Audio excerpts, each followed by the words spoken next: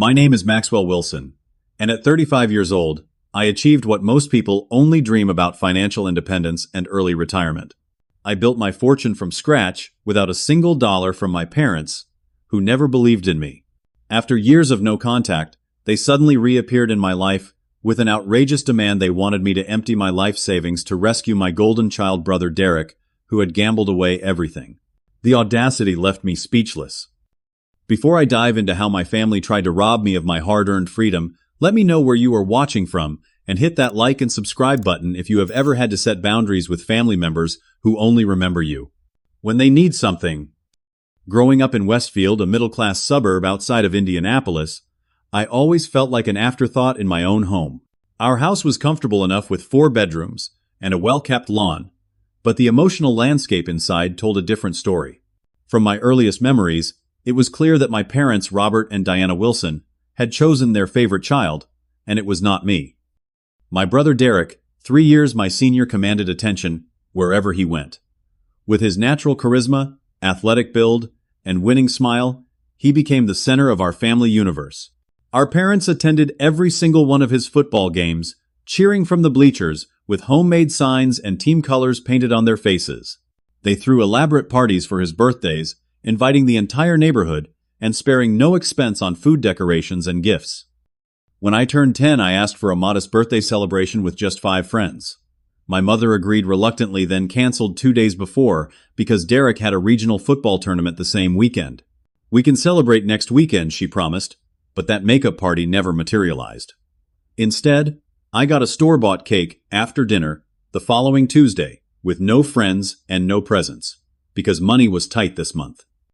Interestingly, money was never tight when Derek needed new sports equipment or wanted to attend expensive summer camps.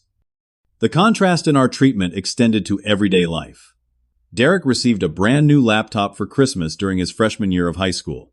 When I needed a computer 3 years later, as a freshman, I was given Derek's hand-me-down with a cracked screen and missing keys. "It still works fine," my father insisted when I pointed out the damage. "Besides, Derek needs the new one for his college applications. You should be grateful we are not making you buy your own." School achievements highlighted the disparity even more starkly. When Derek barely passed his classes with C-minuses, my parents hired expensive tutors and celebrated his smallest improvements. When I brought home straight, as the response was, typically, "Tuco. That is nice, but have you thought about trying out for a sport? Grades are not everything, you know." By the time I reached middle school, I had learned to stop seeking their approval. Instead, I channeled my energy into self-improvement and independence. I joined the debate team and excelled, though my parents never attended a single competition. I taught myself computer programming using library books and the ancient desktop computer in the school library during lunch breaks. At 14, I started my first job bagging groceries at the local supermarket. The day I brought home my first paycheck, my father laughed. "That is cute, but it is just pocket change. Not like the scholarship Derek will get for football." That small paycheck represented more than pocket change to me. It represented freedom. I opened a bank account with the help of the kind bank manager, Mr. Jeffries, who seemed to recognize something in me that my own parents could not see. "Start saving early, Max," he advised, "and you will be amazed where it takes you." Throughout high school, I worked increasingly longer hours while maintaining my grades. I shelved books at the library after school, mowed lawns on weekends, and took overnight stocking shifts at the supermarket during summer breaks. Every dollar went into my savings account, which I guarded jealously. When my parents once suggested I contribute to Derek's car insurance after he got a speeding ticket, I flatly refused, leading to a week of cold shoulders and passive-aggressive comments about family loyalty. My senior year of high school should have been a celebration of achievement. I graduated as valedictorian with a partial scholarship to the state university. The morning of graduation, I ironed my honor cords and prepared my speech, hoping that for once, my accomplishments might register with my parents. But the breakfast conversation centered entirely around Derek's latest football triumph and the full-ride scholarship he had received to Pembroke University, a prestigious private college known more for its party scene than academics. My graduation speech received polite applause from the audience, but my parents were distracted taking photos of Derek with his girlfriend in the stands. At the restaurant afterward, my father raised a toast to both our boys moving on to college, and especially to Derek, for making us proud with that amazing scholarship. My mother squeezed Derek's hand and added, "We always knew you would do great things." No one mentioned my scholarships or my speech.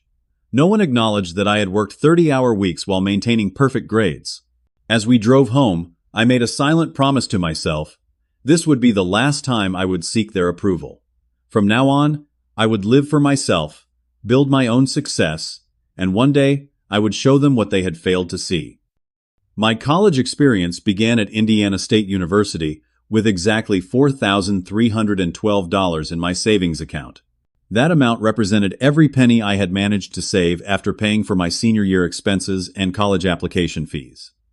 While it was not enough to cover 4 years of education, it gave me a crucial head start. The contrast between Derek's college experience and mine could not have been more dramatic. My parents helped him move into his luxury dormitory at Pembroke, purchasing new furniture, the latest laptop, and a generous monthly allowance for living expenses. Meanwhile, I took a bus to campus, carrying everything I owned in 2 suitcases, and moved into the oldest dormitory on campus, a building with unreliable heating and communal bathrooms that had seen better days decades ago. My college routine quickly established itself: classes from 8 in the morning until 2 in the afternoon, work-study job at the campus library until 6, then a night shift at the local convenience store until midnight. Weekends meant double shifts at the store, plus tutoring other students in mathematics and computer science. Sleep became a luxury I could rarely afford. While Derek posted photos of fraternity parties and spring break trips to Cancun, I was calculating how to stretch my meal plan to cover weekends and holidays when the cafeteria closed. I developed a system: 2 meals a day supplemented by instant ramen and peanut butter sandwiches. Coffee became both a necessity and a luxury, with 1 cup in the morning reserved for the days when exhaustion threatened to overwhelm me.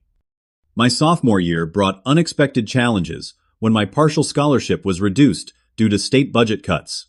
Faced with a shortfall of $2,000 per semester, I added another job delivering pizzas and moved off campus to a tiny apartment shared with 3 other students. My bedroom was converted from a walk-in closet barely fitting a twin mattress on the floor and a small desk I had rescued from a dumpster. But it reduced my housing costs by 40%, making the math work again. During this time, my communication with my family dwindled to occasional phone calls. These conversations invariably centered around Derek's college triumphs, his new girlfriend from a wealthy family, and my parents' trips to visit him. When they asked about my studies, their interest seemed perfunctory, especially when I tried to explain my growing passion for software development and data analysis. "That sounds technical," my mother would say, clearly uninterested. "Did I tell you Derek might be team captain next year?" The lowest point came during my junior year. An unusually harsh winter had caused my heating bills to skyrocket, and my car, an ancient Honda with over 200,000 miles, finally died beyond repair. For 3 weeks, I walked 2 miles to campus in sub-zero temperatures, leaving at 5:30 in the morning to arrive on time. My diet consisted almost exclusively of ramen and free crackers from the student union. I lost 15 pounds and developed a persistent cough that would not go away. One particularly desperate week, I called home to ask if I could borrow $500 just until my next paycheck, promising to repay it immediately. My father's response was swift. "We are already supporting one son through college. You chose the cheap state school option, so you should be able to handle it. Derek has expenses too, you know." That night, I sat on my mattress in the dark, too exhausted to cry, and made another promise to myself: I would never again ask my family for help, no matter how desperate things became. The turning point arrived unexpectedly during my senior year. A professor noticed my work in the advanced programming class and recommended me for an internship at Quantum Tech Solutions, a growing software company with offices in Indianapolis. The internship paid $15 an hour more than all my other jobs combined and offered flexible hours. For the first time in years, I reduced my work schedule to just 1 additional job and actually slept 6 hours most nights.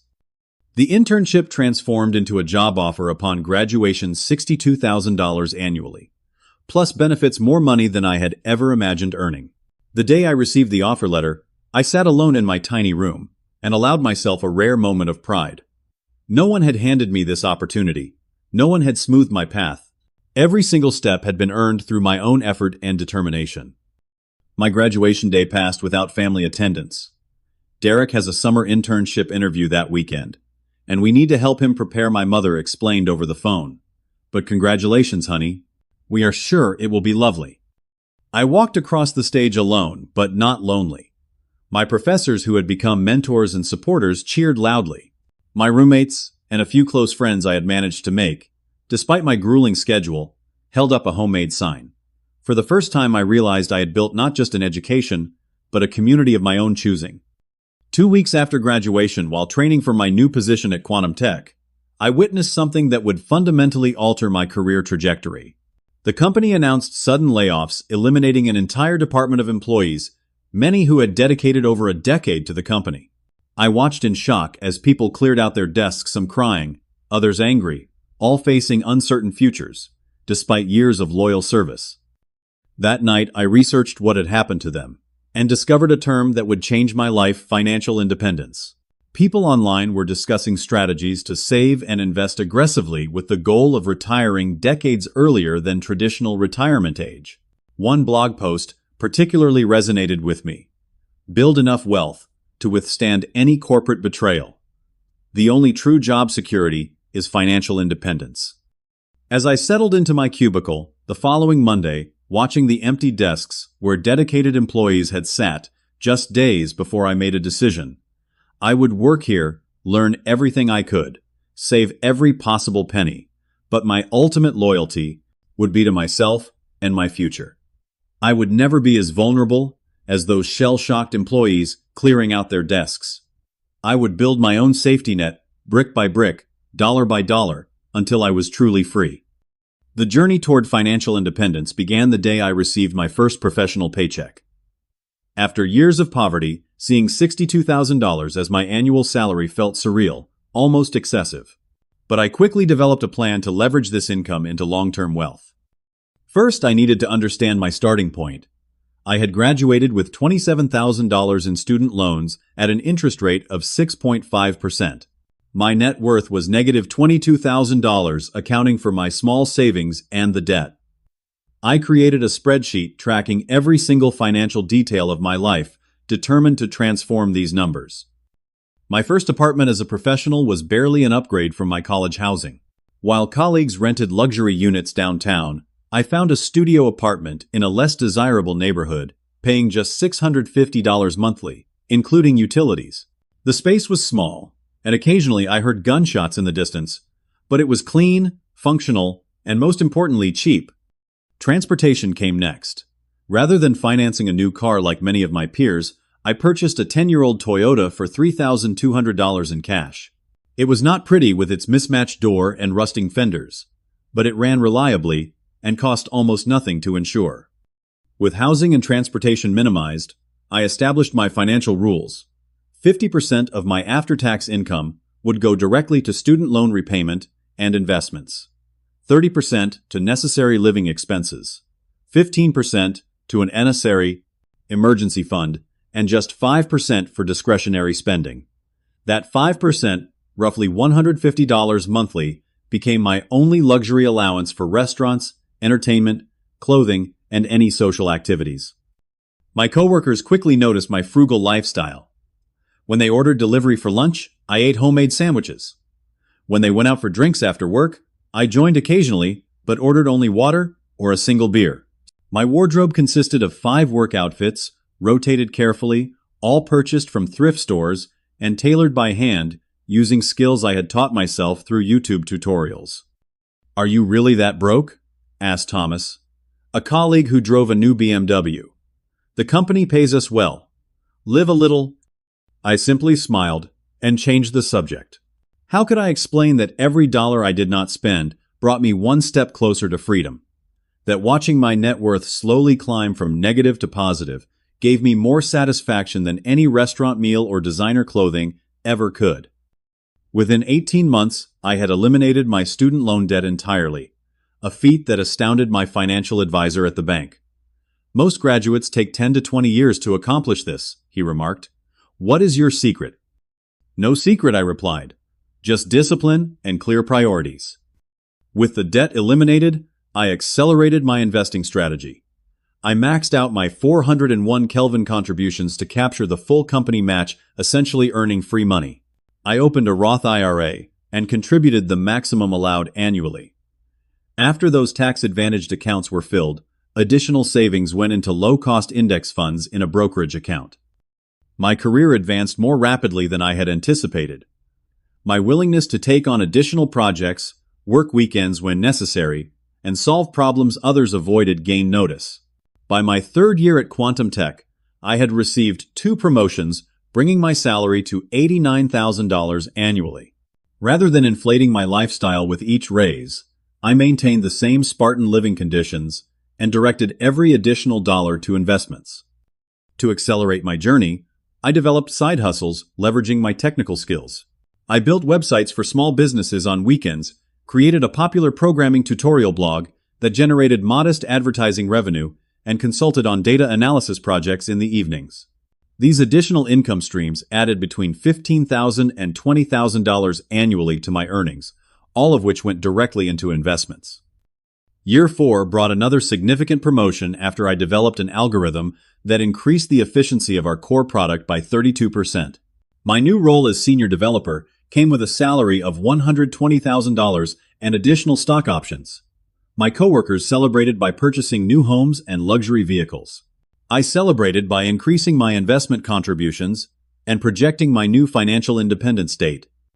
Social life during these years was minimal. I dated occasionally, but relationships often fizzled when partners realized my financial priorities would not change. Friends from college drifted away as our lifestyles diverged. Some weekends my only human interaction came from the elderly neighbor, who waved to me as I left for my morning run. The isolation was occasionally painful, but I reminded myself it was temporary. Each month my spreadsheets showed progress. Each year my projected retirement date moved closer. What was 5 years of social sacrifice compared to potentially decades of freedom? By year 6, my investment portfolio had grown to $470,000. Market returns had been favorable, and my consistent contributions had built significant momentum. I began studying passive income strategies more seriously, knowing that early retirement would require multiple income streams to be sustainable. I made my first real estate investment that year using a significant portion of my savings as a down payment on a duplex in an up-and-coming neighborhood. I lived in one unit and rented the other, essentially eliminating my housing expense entirely while adding rental income to my portfolio. The property required significant weekend work to renovate, but the financial advantages were undeniable. Year 7 saw my portfolio cross the $1 million mark, a milestone I celebrated alone with a rare splurge, a good bottle of whiskey, and a steak dinner I cooked myself. That night, I allowed myself to truly believe that financial independence was not just a dream, but an approaching reality. The final push came during years 8 through 10. I had moved companies twice, each time negotiating substantial salary increases. My final position as director of engineering at a financial technology startup paid $210,000 annually plus performance bonuses. My side businesses had grown as well, now generating nearly $40,000 yearly with much less active time investment. I purchased 2 more rental properties, creating additional passive income streams. My portfolio now included domestic and international index funds, dividend-paying stocks, real estate, and a small allocation to alternative investments. I had built multiple backup systems and contingency plans, determined that nothing would derail my path to freedom. At 35 years old, I ran the final calculations. My investment portfolio stood at $2,800,000, generating approximately $112,000 annually in dividends, interest, and rental income after expenses. My personal expenses totaled just $40,000 per year, giving me a substantial safety margin. According to the widely accepted 4% withdrawal rule, I could safely withdraw about $112,000 annually from my portfolio with minimal risk of ever depleting the principal. Even in worst-case market scenarios, my diversification and conservative withdrawal rate would likely preserve my wealth indefinitely. 10 years after watching those shell-shocked employees clean out their desks, I submitted my own resignation letter. Unlike them, I left on my own terms with financial security and the freedom to design my own future. The journey had required extraordinary sacrifice, discipline, and focus. But standing at the threshold of financial independence at 35, I knew every sacrifice had been worth it. The day I officially retired, I permitted myself a moment of reflection. My parents had never understood or supported my path. They had never contributed a single dollar to my education or career. Yet despite their absence, or perhaps because of it, I had achieved something remarkable. I had built wealth entirely through my own efforts, guided by my own vision of what life could be. As I turned off my computer for the last time and walked out of the office building, I felt something I had rarely experienced throughout my driven, focused decade of wealth-building peace. The future stretched before me, unbounded by financial necessity, rich with possibility and entirely my own to shape. Contrary to what many people imagine, my first day of early retirement did not involve exotic beaches or luxury hotels. Instead, I woke up at my usual time of 6 in the morning, made coffee, and sat on my small balcony watching the sunrise. The profound difference was the absence of anxiety, the knowledge that this day and all days following belonged entirely to me. My post-retirement life settled into a rhythm that prioritized health learning and meaningful connection rather than consumption or status. I moved from the duplex into a modest but comfortable house. I purchased outright a 2-bedroom craftsman-style home with a yard large enough for gardening. Located in a quiet neighborhood with excellent walkability, it cost just under $300,000, a fraction of what I could have afforded, but perfectly aligned with my values of simplicity and practicality. Physical fitness became a cornerstone of my new life.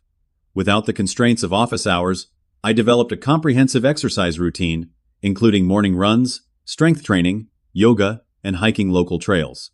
Within 6 months, I had shed the extra 15 pounds gained during my most intense working years and reduced my resting heart rate to a level my doctor called impressively athletic. Intellectual growth remained equally important. I established a personal learning curriculum dedicating mornings to studying subjects I had always been curious about, but never had time to explore: philosophy, history, advanced mathematics, and several languages. The local library became my second home, and the librarians, my friends, always eager to discuss new books or recommend obscure titles they thought might interest me. Surprisingly, retirement did not mean the end of productive work, merely its transformation. 3 months after leaving my corporate position, I launched a blog documenting my journey to financial independence. What began as a creative outlet quickly gained traction, attracting readers seeking guidance on their own financial journeys. By the end of the first year, the blog generated modest ad revenue and opened opportunities for paid speaking engagements at financial literacy workshops.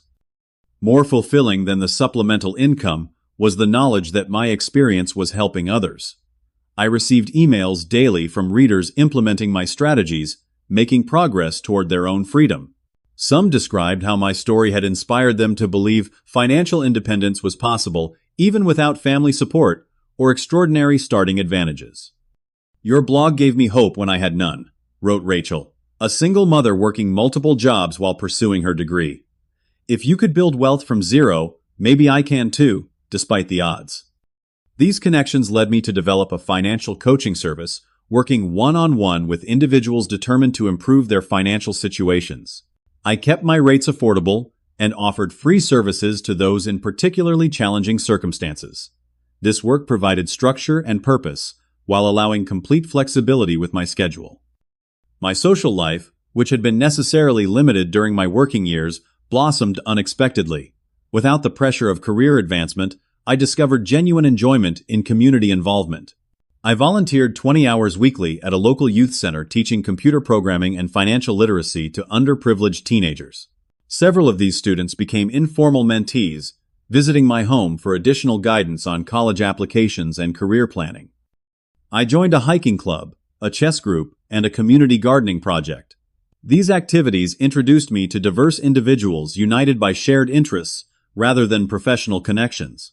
For the first time in my adult life, friendships developed organically, without calculation or networking motivations. By my second year of retirement, I had built a chosen family of close friends who accepted me completely. My relationship with my biological family remained distant during this period. Phone calls with my parents occurred perhaps 3 or 4 times annually, typically around major holidays, and followed a predictable pattern. They would share extensive updates about Derek, his job at a financial firm where his father-in-law was a partner, his expensive home in the suburbs, and his 2 children attending private schools. When they asked about my life, their questions revealed fundamental misunderstandings about my choices. "Are you still between jobs?" my mother would ask, unable to comprehend voluntary retirement at my age. "Have you thought about going back to school to get a real career?" my father would suggest, dismissing my financial accomplishments as somehow insufficient or temporary. These conversations inevitably left me drained and irritated, but increasingly I found myself responding with genuine pity rather than anger. Their worldview seemed so limited, their definition of success so narrow. They could not understand the freedom I had created, precisely because they had never valued or sought such freedom themselves. The Christmas before everything changed, I visited my parents' home for the traditional family dinner, something I did every few years out of a sense of obligation rather than desire. Derek arrived in a new luxury SUV, immediately dominating the conversation with stories about his recent promotion and the family vacation home they were considering purchasing in Aspen. "And what about you, Max?" my mother eventually asked. "Any exciting developments in your situation?" The dismissive tone might once have hurt me. Instead, I simply smiled and answered truthfully, "I am happier and healthier than I have ever been. My investments are performing well, my volunteer work is fulfilling, and I have wonderful friends. Life is good." The blank stares that followed confirmed what I had long suspected: they could not recognize success unless it matched their specific template. Designer labels, luxury vehicles, prestigious job titles. These were their metrics. Contentment, freedom, and purpose registered as failure by comparison. I left early that evening, driving back to my modest home with a profound sense of gratitude. The emotional distance from my family no longer pained me as it once had. I had built a life rich in the things that truly mattered to me, without their approval or understanding. Their validation, which I had desperately craved in childhood, had become irrelevant to my happiness. This period of peaceful independence lasted nearly 8 months.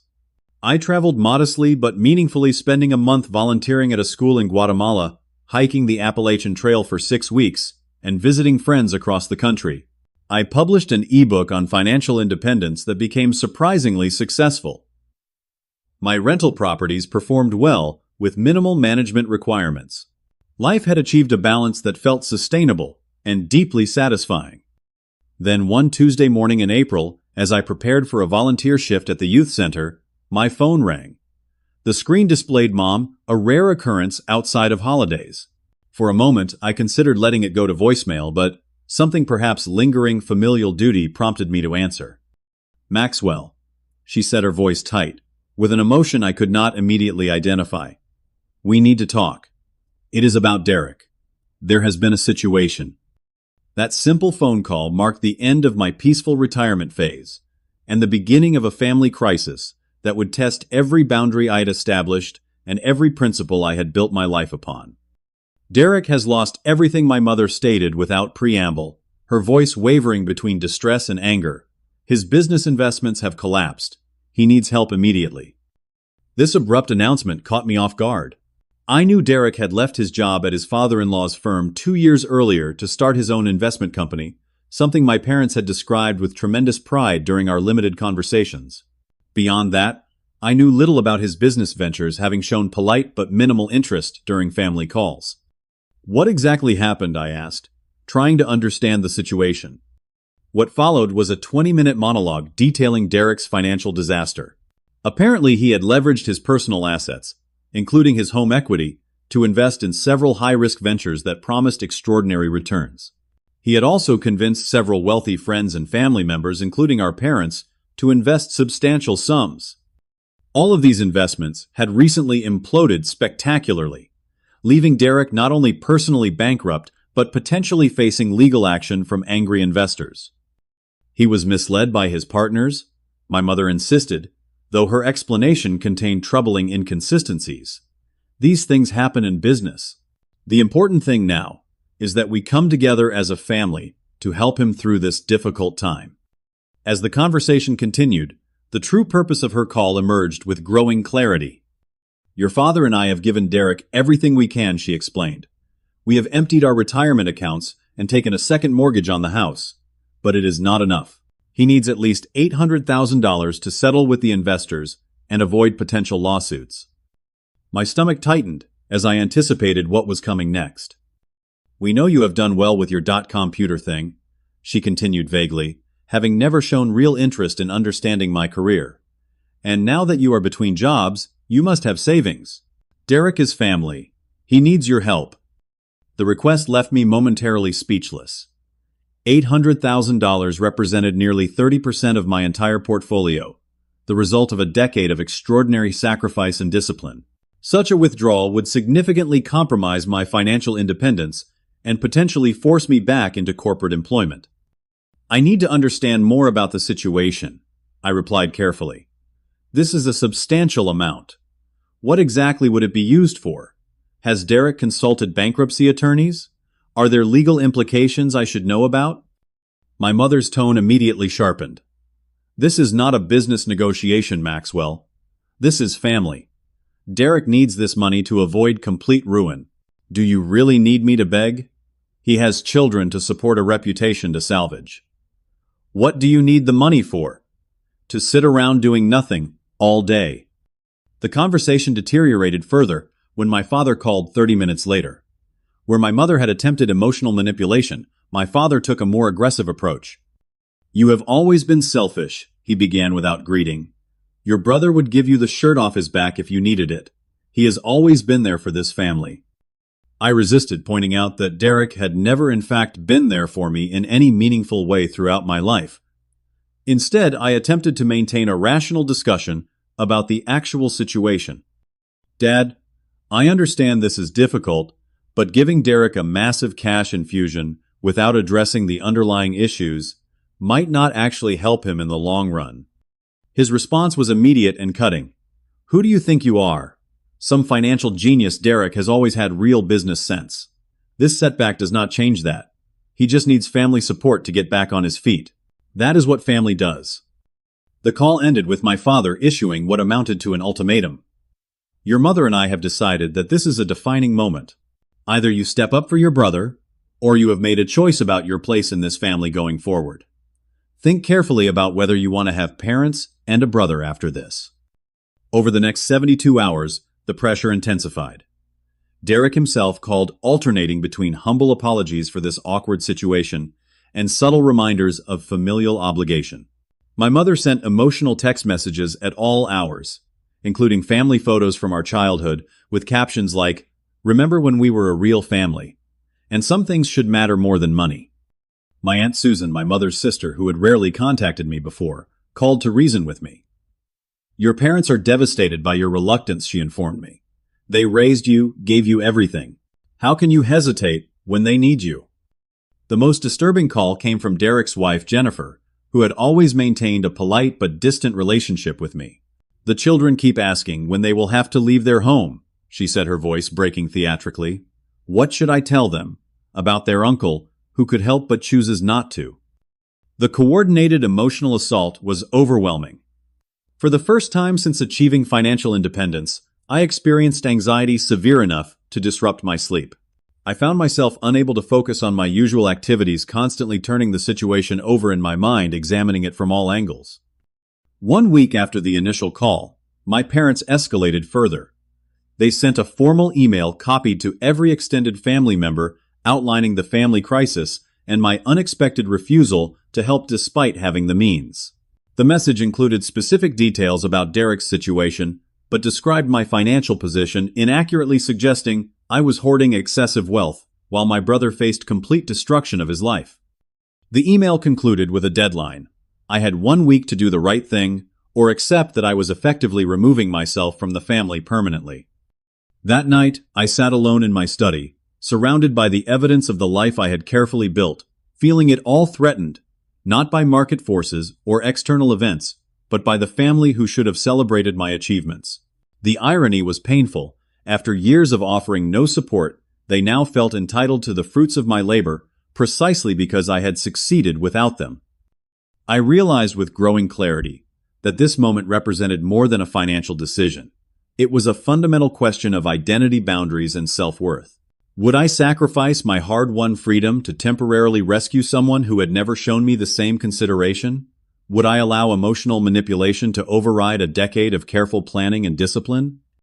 Most importantly, if I surrendered to these demands, would it actually solve anything or merely establish a pattern that would repeat whenever Derek faced consequences for his financial choices?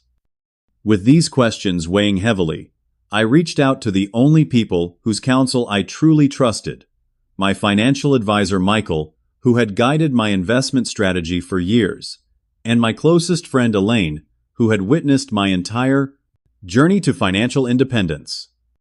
The situation demanded careful thought, and for the first time in my adult life, I found myself truly torn between the family I was born into and the future I had built for myself.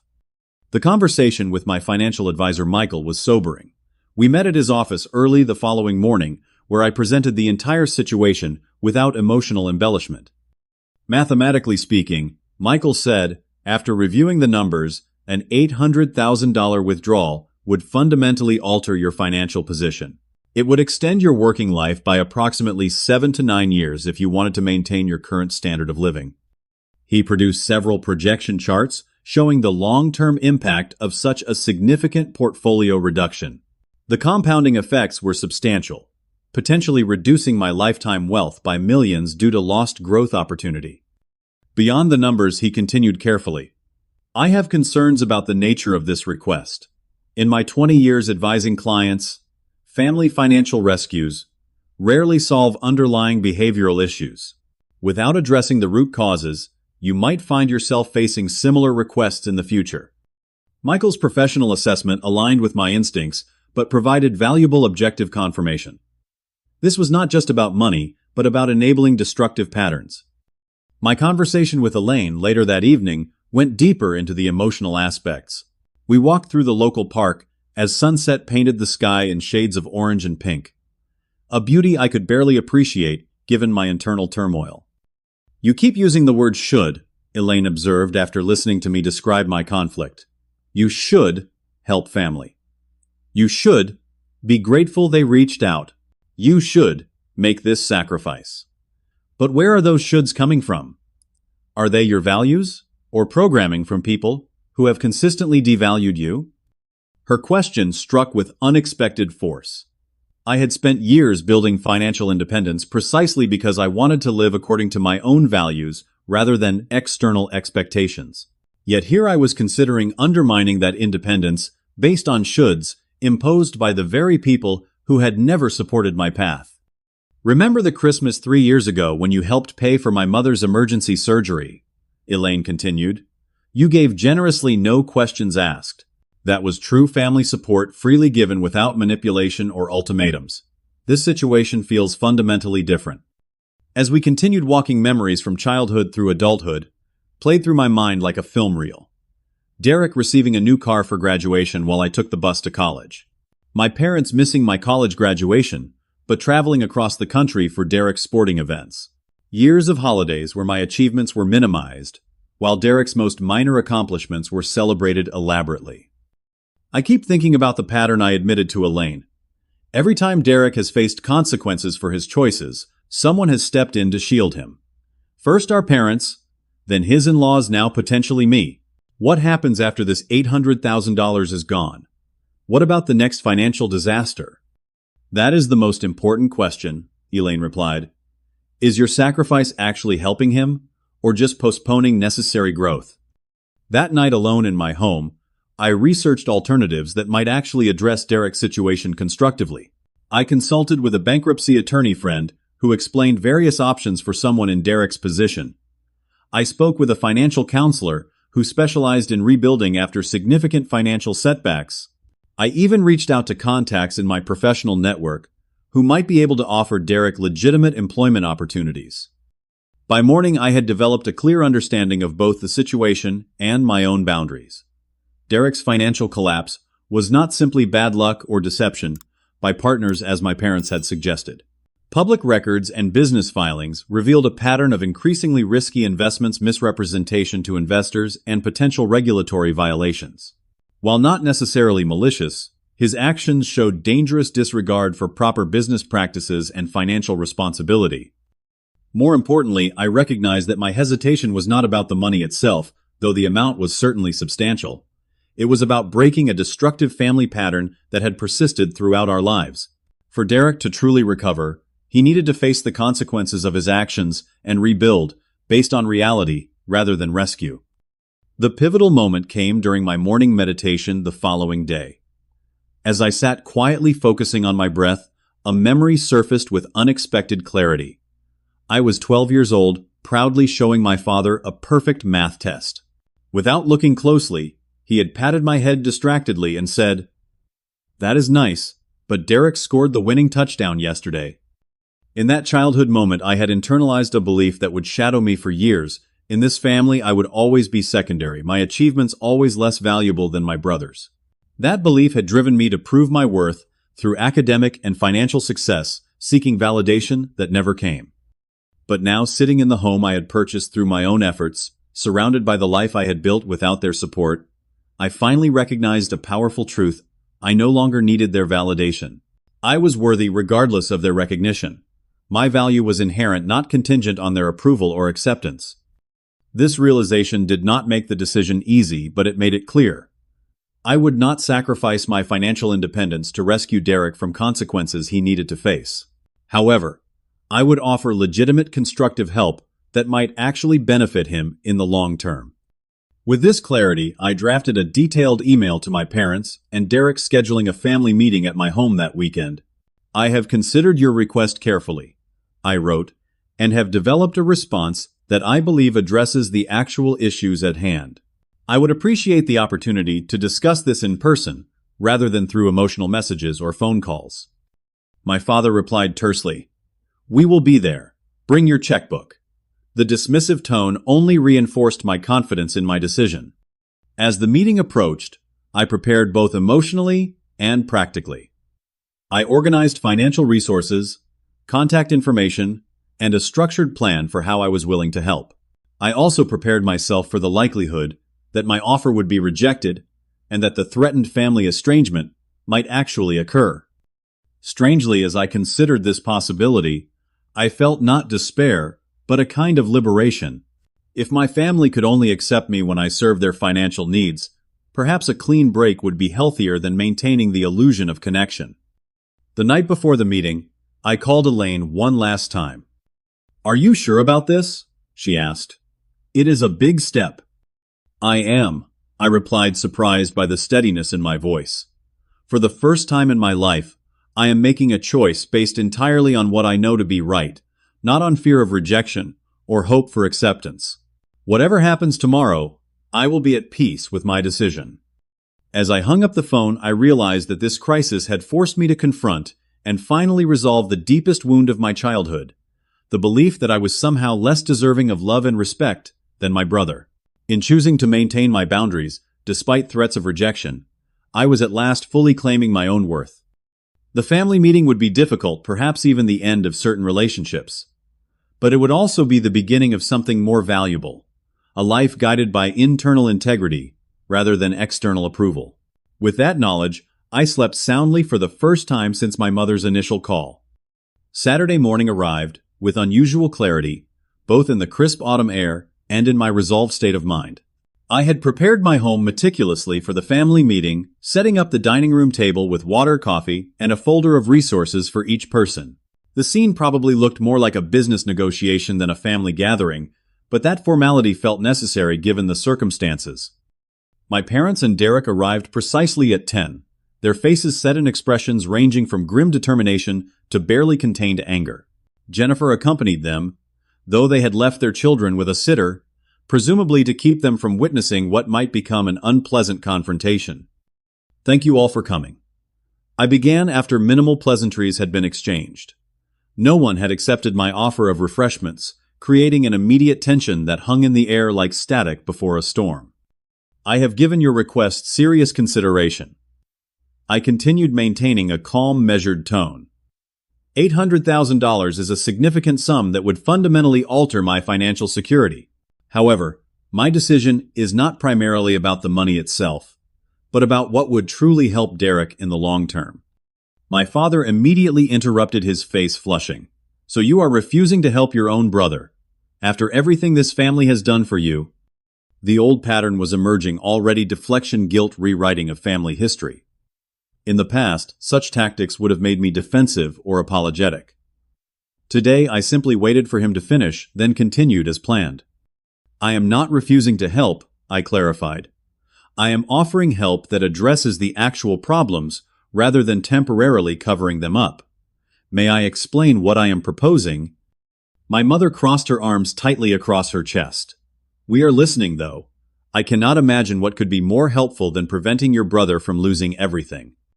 I opened the folders I had prepared and distributed them. After consulting with financial and legal experts, I have developed a comprehensive support plan that I believe offers Derek a sustainable path forward. The plan I outlined included several components. First, I would pay for Derek to work with a top bankruptcy attorney specializing in complex financial situations like his. This would provide him expert guidance through the legal process while protecting whatever assets could legitimately be shielded. Second, I would cover 6 months of modest housing costs for Derek and his family while they transition to a more sustainable lifestyle, preventing immediate disruption for my niece and nephew. Third, I had arranged several job interviews through my professional network for positions that would provide Derek stable income while rebuilding his career.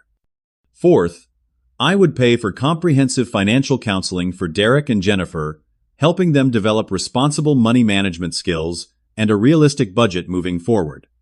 Fifth, I would establish education funds of $20,000 each for my niece and nephew, accessible only for college expenses, ensuring their education would not be compromised by their parents' financial mistakes. The total value of this support package is approximately $120,000, I concluded. While significantly less than the $800,000 you requested, I believe it offers something more valuable, a foundation for sustainable recovery rather than a temporary bailout. The silence that followed was deafening. Derek stared at the folder before him without opening it. My father's face had progressed from red to nearly purple. My mother looked as though I had slapped her. "This is your idea of help?" my father finally exploded.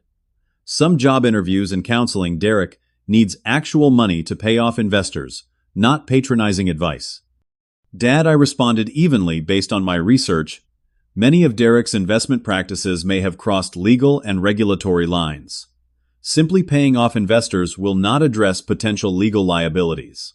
The bankruptcy process, while difficult, offers legitimate protection while he rebuilds. Derek looked up sharply. "What do you mean? Crossed legal lines?" "I ran a legitimate business that faced market challenges. You make it sound like I committed fraud." I met his gaze directly. The documents I reviewed showed numerous instances of misrepresentation to investors, commingling of funds, and failure to maintain proper financial records. Whether intentional or not, these practices have serious consequences that $800,000 will not erase. Jennifer, who had remained silent until now, suddenly burst into tears. "So, you are just going to let us lose everything? Let the children be homeless? How can you be so cruel?" This emotional escalation was expected, though still difficult to witness. I had prepared for it, reminding myself that their reactions reflected their own fears rather than any actual cruelty in my position. "Jennifer," I said gently, "my offer includes housing support, specifically to ensure you and the children have stability during this transition. The path I am suggesting is actually more likely to provide long-term security for your family than a one-time cash infusion that does not address the underlying issues." My mother pushed her folder away, as if it contained something offensive. "You have always been jealous of Derek," she stated flatly. "This is your chance to see him suffer, is not it? To finally feel superior." The accusation stung despite my preparation. Years ago, it might have weakened my resolve or triggered defensive justifications. Today, I recognized it as a desperate attempt to regain control through emotional manipulation. "This is not about jealousy or superiority," I replied calmly. "It is about breaking a pattern that has not served any of us well, least of all Derek. Throughout our lives, he has been protected from the consequences of his choices, while I was left to face mine alone. That imbalance has not helped him develop the skills he needs, as this current situation demonstrates." My father stood abruptly, his chair scraping loudly against the floor. "I have heard enough. Either you provide the money your brother needs, or you are no longer part of this family. It is that simple." Here it was, the ultimatum made explicit. Despite anticipating this moment, I felt a wave of sadness. Not regret for my decision, but grief for the relationship that might have been possible in a healthier family system. "I understand that is your position," I acknowledged, "and I accept that my boundaries may have this consequence. But I cannot in good conscience enable behaviors that will ultimately create more harm. My offer of constructive help stands regardless of your decision about our relationship moving forward." What followed was 20 minutes of escalating emotional outbursts. My mother cried openly. My father made increasingly personal attacks about my character, my lifestyle, and my abandonment of family values. Derek alternated between angry accusations and appeals to childhood memories that were largely fictional, describing a brotherly bond that had never actually existed. Throughout this emotional storm, I maintained my position with calm compassion. When personal attacks came, I did not counter with reminders of their past neglect or favoritism. When false narratives emerged, I did not correct them with my own memories. I simply restated my offer of constructive help and my boundaries regarding financial bailouts. Eventually, my father delivered the final verdict. "We came here hoping you would do the right thing," he said, gathering his coat. "Clearly, we were wrong about you. Until you change your mind about helping your brother properly, do not contact us. You are not welcome in our home." My mother wiped her eyes and added, "I cannot believe I raised a son who would turn his back on family this way. Derek would never do this to you." As they moved toward the door, I made one final attempt at connection. "My offer remains open indefinitely," I said. "When you are ready to consider solutions that address the real problems, I am here. I love you all, even though we disagree about what constitutes genuine help." My father's response was to physically push past me without reply. My mother avoided eye contact entirely. Jennifer followed without a word. Only Derek paused briefly at the threshold, making momentary eye contact that contained something unreadable before joining the others. The sound of the door closing behind them felt unexpectedly final. The house fell into a silence that seemed to amplify the enormity of what had just occurred. After years of tenuous connection, the last threads of my relationship with my birth family had been severed. Not because I refused to help, but because I refused to help in the specific way they demanded. I sat alone at the dining table, surrounded by the rejected folders, containing the resources I had carefully assembled. The emotional impact hit in waves: sadness for what might have been anger at their continued manipulation, and underneath it all, a surprising sense of peace. For perhaps the first time in my life, I had stood firmly in my truth, without wavering, without compromising my integrity to gain approval. The weeks that followed were not easy. Extended family members called or texted, some to express support for my parents' position, others seeking gossip about the family drama. I responded to each with the simple truth: I had offered significant help that addressed the underlying issues, but had declined to provide a financial bailout that would likely enable further problems. Most conversations ended quickly after this explanation. A few relatives surprised me by expressing quiet support, though always with the caveat that they could not say so publicly for fear of family backlash. My Aunt Patricia, my father's sister, who had always maintained a certain independence from family dynamics, invited me to lunch a month after the confrontation. "Your father will never admit this," she told me over coffee, "but he did the same thing with Derek that his parents did with him. My parents bailed your father out of every mistake, and he turned around and repeated the pattern with his own son. You are the first to break the cycle, and that takes remarkable courage." Her validation was unexpected, and healing a reminder that my perspective was not unreasonable, despite my parents' portrayal of me as cruel and selfish. I immersed myself in my volunteer work and creative projects, finding that helping others through the youth center provided meaningful perspective. The teenagers I mentored faced challenges far greater than family disagreements, yet approached life with resilience and hope that inspired me. My friend circle proved invaluable during this period. Elaine organized regular dinner gatherings to ensure I was not isolating myself. Michael, my financial advisor, who had become a friend, checked in regularly with both professional and personal support. My hiking group invited me on weekend expeditions that provided healing connection with both nature and community. 6 months passed with no contact from my immediate family. The holidays approached traditionally a difficult time, even with minimal family connection. Now facing them with complete estrangement, I prepared for emotional challenges. Instead of traveling to visit friends or booking a solo vacation to avoid the season entirely, I decided to host a chosen family celebration at my home, inviting friends who had no local relatives or who, like me, had complicated family situations. The gathering proved unexpectedly joyful. 15 people filled my modest home with conversation, laughter, and genuine warmth. We shared dishes representing diverse cultural traditions, exchanged inexpensive but thoughtful gifts, and created new rituals that honored our unique connections.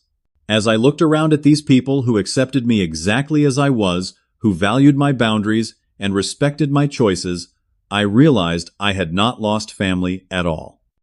I had simply recognized who my true family had been all along. January brought an unexpected development. While shopping at a local grocery store, I literally bumped carts with Derek. The shock of the encounter left us both momentarily speechless in the produce section. He looked different, somehow smaller in a worn jacket rather than his usual designer clothing. The confident, almost arrogant demeanor that had characterized him throughout our lives had given way to something more subdued. "Max," he acknowledged simply, "I did not expect to see you here." "This is my neighborhood," I replied. "How are you?" The question hung between us, loaded with unspoken context. For a moment I thought he might ignore it, or respond with hostility. Instead, he sighed deeply. "I have been better," he admitted. "But also, strangely, I have been worse. We filed for bankruptcy, like your attorney suggested. Lost the house, most everything. But the kids are okay. Jennifer found a teaching job. I am working in sales at an electronics store. Nothing glamorous, but it pays the bills." His candor surprised me. "That sounds challenging, but also like you are finding your way through it." He nodded slowly. "The bankruptcy attorney you recommended was good. Really helped navigate the process, protected some assets for the kids. The financial counselor too, though, Jennifer, was more receptive than I was initially." The acknowledgement that he had actually used some of the resources I had offered was unexpected. "I am glad they were helpful." An awkward silence followed, both of us standing amid the vegetables carts, still touching. "Mom and Dad still will not discuss you," he finally said. "But I have been thinking a lot about what you said that day. About patterns and consequences." He shifted uncomfortably. "You were right about some things. Maybe a lot of things." This admission, however, partially represented more self-awareness than Derek had ever demonstrated in our previous 30-plus years as brothers. I nodded, unsure how to respond without overstepping this fragile connection. "Anyway," he continued, "I should get going. But thanks. Not for what you did not do, but for what you did offer. I did not see it then, but starting over, building something real this time, it might be better than a quick fix would have been." As he pushed his cart past mine, I called after him. "Derek, if you and Jennifer and the kids ever want to come over for dinner sometime, the offer is open." He paused briefly, not turning back fully. "Maybe. Someday. Not yet, but maybe." It was not reconciliation, not really. But it was acknowledgement, a small crack in the narrative my parents had constructed about my cruelty and Derek's victimhood.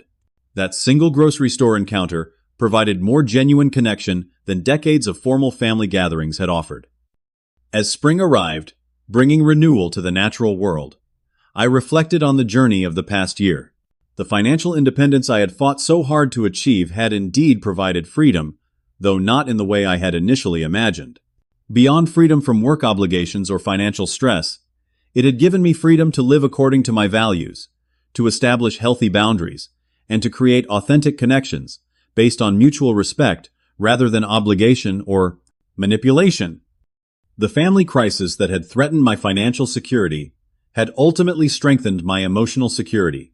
By standing firm in my principles, despite intense pressure, I had finally escaped the role assigned to me. Since childhood, the lesser son, the support character in the Derek, show the reliable resource to be tapped when needed, but otherwise, ignored. I had lost my birth family at least temporarily, but gained something more valuable: self-respect, and the knowledge that my worth was inherent, not contingent on fulfilling others' expectations or demands. My financial journey had begun as a quest for security and independence. It had evolved into something far more meaningful, a path to authentic living, unbounded by others' definitions of success or family obligation. The freedom I had built allowed me to offer genuine help rather than enabling dependence, to establish healthy boundaries rather than submitting to manipulation, and to create a life rich in purpose and connection rather than obligation and resentment. As I tended the spring seedlings in my garden, a metaphor for this new growth became clear.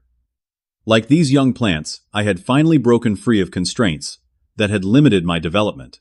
With proper boundaries, nurturing connections, and room to grow according to my nature, rather than external expectations, I was flourishing in ways I had never imagined possible. The journey continues, as all meaningful journeys do. Family relationships may heal over time or remain distant. Financial circumstances will fluctuate with market conditions and life events. But the internal foundation I have built, both financially and emotionally, provides stability amid these inevitable changes. My story is not about wealth accumulation or family estrangement, though both are elements of the journey. It is about the courage to define success and family on my own terms, to value myself even when others do not, and to live with integrity even when doing so comes at significant personal cost. If you have ever struggled with family expectations that conflict with your authentic path or faced difficult boundaries that others label as selfish, I hope my experience offers some validation. Your worth is not determined by compliance with others' demands, no matter how loudly they insist otherwise. True generosity flows from freedom and choice, not obligation or manipulation. What boundaries have you established that others have challenged? How have you balanced family obligations with personal well-being? Share your experiences in the comments below.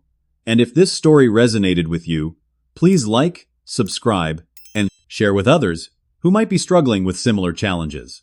Remember that sometimes the most loving thing we can do, both for ourselves and ultimately for others, is to stand firmly in our truth, even when it would be easier to give in. Thank you for listening to my story, and I wish you courage on your own journey toward authentic living.